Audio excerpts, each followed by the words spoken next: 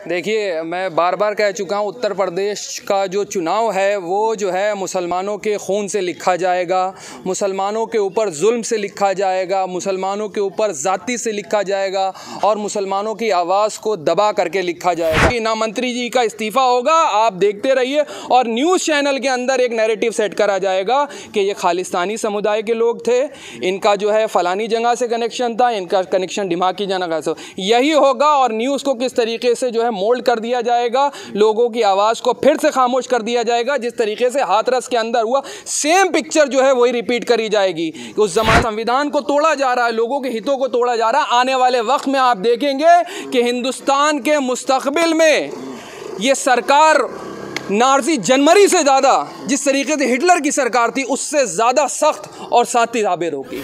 जिस तरीके से मौलाना उमर गौतम, उससे पहले मौलाना साद साहब, उससे पहले कलीम सिद्दीकी साहब को जो टारगेट करा जा रहा है, और उससे पहले भी हमने देखा किस तरीके से बिल्कुल मुसलमानों को सिर्फ इस वक्त पूरे हिंदुस्तान में टारगेट करा जा रहा है। उसका केंद्र जो है इस वक्त उत्तर प्रदेश बना हुआ, और ख़ास तौर से पश्चिमी उत्तर प्रदेश। जवाहर साहब, किस तरह से देख रहे हैं? पहले तो उमर गौतम का गिरफ्तारी होती है, फिर कलीम सिद्दीकी की गिरफ्तारी होती है, अब ATS की टीम जो है पूरे जामिया नगर में घूम रही है, चप्पा चप्पा में छान मारा जा रहा है। अगला नंबर किसका है? देखिए, मैं बार बार कह चुका हूँ, उत्तर प्रदेश का जो चुनाव है वो जो है मुसलमानों के खून से लिखा जाएगा, मुसलमानों के ऊपर जुल्म से लिखा जाएगा, मुसलमानों के ऊपर ज़ाती से लिखा जाएगा और मुसलमानों की आवाज़ को दबा करके लिखा जाएगा। अभी आपने उससे पहले देखा कि मौलाना साद साहब के साथ जो कोरोना काल के अंदर घटना घटी, किस तरीके से मुसलमानों को टारगेट करा गया, और लगातार ये सरकार मुसलमानों को टारगेट करती चली आ रही है। 2014 के बाद से, जब से मोदी सरकार बनी है, तब से मुसलमानों को दमन हो रहा है। चाहे आपने देखा किस तरीके से धारा 370 हटाई गई, असंवैधानिक तरीके से 35A हटाया गया, असंवैधानिक तरीके से। आने वाले वक्त में मुसलमानों के साथ जुल्म और ज़ाती हिंदुस्तान में फिर बढ़ेगी, और इसके बाद अब अक़लियत का भी नंबर आ गया। तमाम आपने देखा अभी कि सिखों का भी नंबर आएगा, उसके बाद ईसाइयों का भी नंबर आएगा, फिर जैन का भी नंबर आएगा, और तमाम अल्पसंख्यक समुदाय से निकले हुए लोगों का आएगा। दूसरा नंबर इस देश में आएगा दलितों का। तीसरा नंबर जो होगा वो OBC समाज का होगा। आने वाले वक्त में चुनाव में उत्तर प्रदेश के अंदर एक जुल्म और ज़ाती की इंतहा लिखी जाएगी। इसका सीधा साधा एग्जाम्पल अभी हमने देखा है, किस तरीके से लखीमपुर खीरी के अंदर जो है गाड़ी चला दी जाती है, लोगों को कुचल दिया जाता है। वो सिर्फ किसान नहीं मारे गए, वो लोगों की आवाज़ तब से कुचली जा रही थी जब से मोदी सरकार उत्तर प्रदेश और पूरे देश में आई थी। और आते ही योगी आदित्यनाथ जी का तो क्या ही कहना है, किस तरीके से जुल्म और ज़ाती की एक इंतहा लिखी गई है उत्तर प्रदेश के अंदर।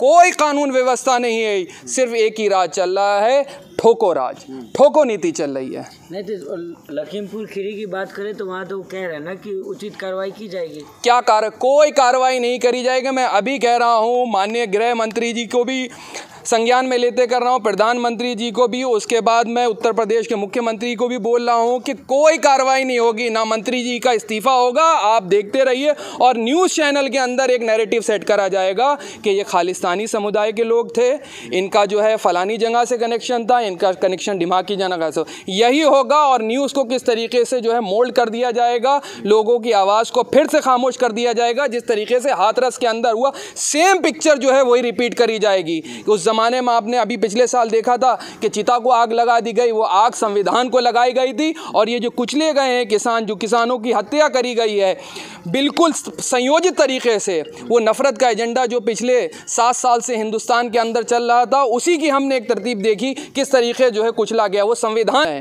वो लोगों की दायित्व की, लोगों की जो हकूक़ हैं, हक़ हैं, उसकी आवाज़ को चल रहे हैं। अच्छा, अभी आपने कुछ देर पहले कहा कि पहले मुसलमानों को टारगेट किया गया, फिर सिखों को, फिर दलितों को।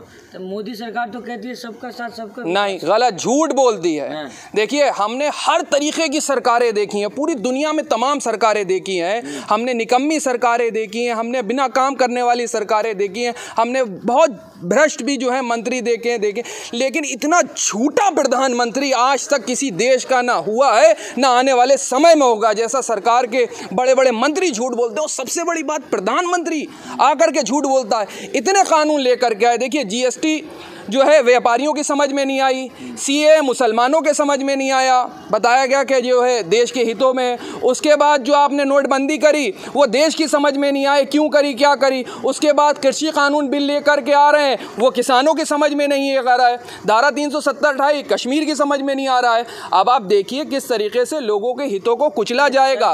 सुरक्षित हाथों में है देश, झूठ है, बहुत खतरनाक हाथों में है, आरएसएस के हाथों में है। देश को आरएसएस से बताना है। जिस तरीके से संघीय ढांचे को जो है तोड़ा जा रहा है, संविधान को तोड़ा जा रहा है, लोगों के हितों को तोड़ा जा रहा है, आने वाले वक्त में आप देखेंगे कि हिंदुस्तान के मुस्तकबिल में ये सरकार नाज़ी जनवरी से ज़्यादा, जिस तरीके से हिटलर की सरकार थी, उससे ज़्यादा सख्त और साथी ताबेर होगी।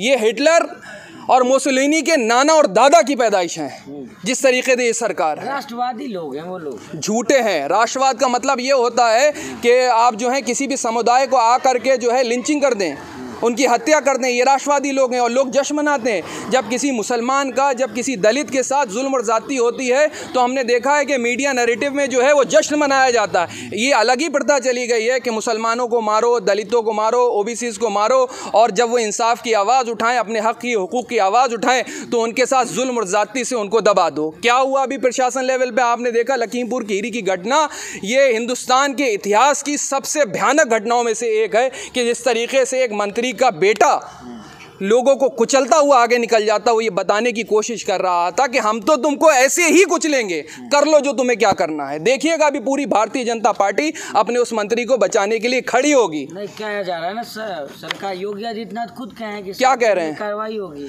देखिए आप योगी आदित्यनाथ जी को मैं क्या बोलूं, उत्तर प्रदेश में जिस तरीके से गांजा पिया जा रहा है, सरकारी लोगों को जो है किस तरीके से तंत्र और मंत्र की विद्या सिखाई जा रही है। आने वाले वक्त में हम ये भी देखेंगे उत्तर प्रदेश सरकार जो है किस तरीके जो सरकार के ऊपर ये प्रेशर डाला जाएगा कि आने वाले समय में वो भी इसी चीज़ का जो है सेवन करें, क्योंकि उनको भी जो चाशनी चटानी है, सत्ता की जो है वो चाशनी चटानी है कि आने वाले समय में उत्तर प्रदेश का चुनाव निष्पक्ष नहीं होने जा रहा। फिर बता रहा हूँ, अगर भाजपा से लड़ना है, ये विपक्ष को मेरा मैसेज, अगर विपक्ष समाज चल रहा है तो भाजपा की जो नीति है जैसे को तैसे के साथ जो है ना वो जवाब देना पड़ेगा। आप उनके लिए एहतजाज करें, ये करें, वो क्रिमिनल लोग हैं भाजपा में जो बैठे हैं, जो गृह राज्य मंत्री अभी आपने देखा जिनके ऊपर है, उनके ऊपर ना जाने कितने चार्जेस क्रिमिनल के लगे हुए हैं। आप देखिए, और भाजपा के जितने भी विधायक हैं, 100 से अधिक विधायक हैं, एमपीज़ हैं, उत्तर प्रदेश से आते हैं, उनके ऊपर संगीन अपराध हैं, वो अपराधी लोग हैं जिनको टिकट दिए जा रहे हैं। आप भाजपा का मुकाबला एहतजाज से और इससे उससे नहीं कर सकते। आपको भी उन्हीं की तरीके से उन्हीं की नीति अपनानी होगी, जैसे को तैसे की, तो ही आप चुनाव जीत पाएंगे। लखीमपुर खीरी में जो कांड हुआ है उसमें यूपी चुनाव में क्या आने वाला, उफान आने वाला है? देखिए, कोई चुनाव जो है उफान की तरफ नहीं आने वाला। मैं फिर कह रहा हूँ, दलित, मुसलमान, ओबीसीज़ के साथ जुल्म और ज़्यादती ज़्यादा बढ़ेगी और मुसलमानों की छाती पे पैर रख करके उत्तर प्रदेश का चुनाव लड़ा जाएगा। मुसलमानों को जो है धमकाया जाएगा, डराया जाएगा, उनकी लिंचिंग होगी और पूरा देश जो है उनकी इस बर्बरता के ख़िलाफ़ आवाज़ ना उठा करके उनका वो जश्न मनाएंगे, महिमा मंडन करेंगे और जो है इसी के ऊपर चुनाव होगा। कोई मूल मुद्दों की बातें नहीं होंगी इस चुनाव में। उत्तर प्रदेश के चुनाव में फिर कहने जा रहा हूं और कई बार कह चुका हूं, उत्तर प्रदेश का चुनाव भाजपा मूल मुद्दों पे नहीं लड़ेगी।